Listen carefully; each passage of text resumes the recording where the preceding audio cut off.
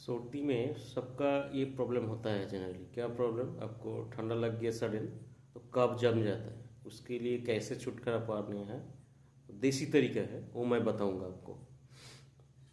ये क्या है? गर्म पानी। और इस ये पानी के साथ क्या है? कच्चा हल्दी, थोड़ा अदरक, तुलसी पत्ता और थोड़ा सा नमक डाल के इसको उबलना है पानी को। अच्छा से उबलना, ताकि उसका जो स्टीम है, गरम जो स्टीम है वो अच्छे से निकले। वही हमको लेना है।